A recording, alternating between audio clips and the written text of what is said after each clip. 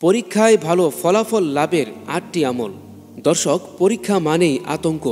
পরীক্ষা এলেই ছাত্রছাত্রী ও তাদের অভিভাবকরা চিন্তায় কাবু হয়ে যান।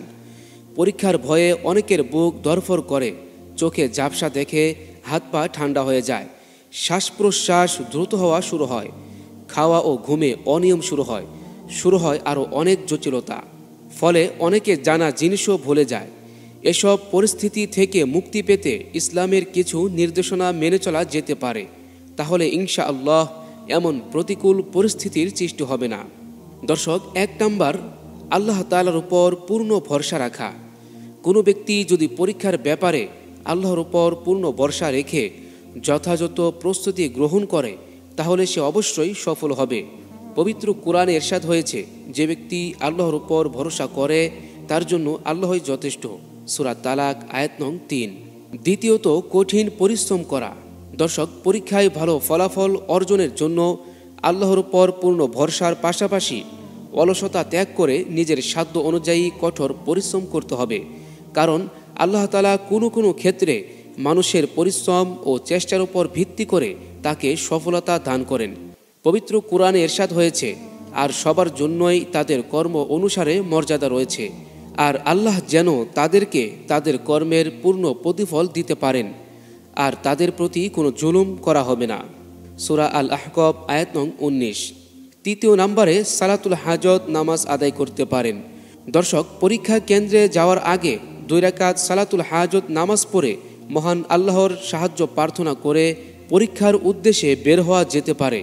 দর্শক, সালাতুল হাজত নামাজ কিভাবে আদায় করবেন এই নিয়ে একটি ভিডিও আমাদের চ্যানেলে আপলোড করা আছে, আপনারা দেখে নিতে পারেন। কারণ রাসূল সাল্লাল্লাহু আলাইহি সাল্লাম যখন কঠিন কোনো সমস্যার সম্মুখীন হতেন তখন সালাতুল হাজত বা প্রয়োজন পূরণের নামাজ পড়তেন। আবু দাউদ হাদিস নং ১৩১৯। দর্শক, ৪ নাম্বার, স্থিরতা অবলম্বন করা। অনেকে পরীক্ষার সময় অস্থির হয়ে পড়েন, খুব বেশি তাড়াহুড়া করেন, ফলে অনেক ক্ষেত্রে ভুল উত্তরও দিয়ে বসেন। ইসলাম তাড়াহুড়া পছন্দ করে না, কারণ এটি শয়তানের অভ্যাস। রাসূল সাল্লাল্লাহু আলাইহি সাল্লাম ইরশাদ করেন, ধীরস্থিরভাবে কাজ করা আল্লাহ তাআলার পক্ষ থেকে, আর তাড়াহুড়া করা শয়তানের পক্ষ থেকে। সুনানে বাইহাকি হাদিস নং ২০৭৬৭। আর তাড়াহুড়ার কারণেই কখনো কখনো বান্দার দোয়া কবুল হয় না, অথচ বান্দা আল্লাহর কাছে বেশি বেশি চাইলেই আল্লাহ খুশি হন। হযরত আবু হুরায়রা রাদিয়াল্লাহু তাআলা আনহু থেকে বর্ণিত, নবী করিম সাল্লাল্লাহু আলাইহি সাল্লাম বলেছেন, তোমাদের প্রত্যেক ব্যক্তির দোয়া কবুল হয়ে থাকে যদি সে তাড়াহুড়া না করে আর এ কথা না বলে যে আমি দোয়া করলাম কিন্তু আমার দোয়া তো কবুল হলো না। বুখারী হাদিস নং ৬৩৪০। দর্শক, ৫ নম্বরে, বিসমিল্লাহর সহিত শুরু করা। যে কোনো ভালো কাজেই বিসমিল্লাহ বলে শুরু করতে হয়। তাই পরীক্ষার্থীরাও প্রশ্নপত্র গ্রহণ করার পর বিসমিল্লাহ বলে তার শুরু করতে পারেন। সঙ্গে দরুদ শরীফও পাঠ করে নিতে পারেন।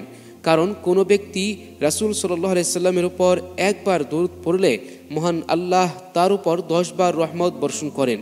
এবং উত্তরপত্র লেখা শুরু করার সময় বিসমিল্লাহ বলে শুরু করতে পারেন। হাদিস শরীফে ইরশাদ হয়েছে, যেসব কাজ আল্লাহর নাম না নিয়ে শুরু করা হয় সেগুলো বরকত শূন্য। কোনো বর্ণনায় আল্লাহর প্রশংসার কথাও বলা হয়েছে। দর্শক, ৬ নম্বরে, বেশি বেশি দোয়া করা।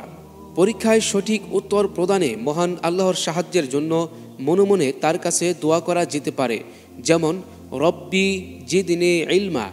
মহান আল্লাহ নিজেই তার বন্ধুকে এই দোয়া শিখিয়ে দিয়েছেন। পবিত্র কোরআনে ইরশাদ হয়েছে, এবং দোয়া করো, হে আমার পরওয়ারদিগার, আমাকে আরও জ্ঞান দাও। সূরা তোহা আয়াত নং ১১৪। ৭ নাম্বার, যদি কোনো উত্তর মনে না পড়ে তাহলে এই দোয়াটি পাঠ করতে পারেন।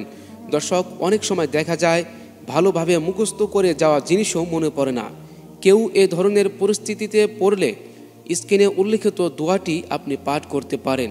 দোয়াটির উচ্চারণ, রব্বিশ রহলি সদরি ওয়ায়াসসিরলি আমরি ওয়াহলুল উকদাতাম মিন লিসানি ইয়াফকাহু কওলি।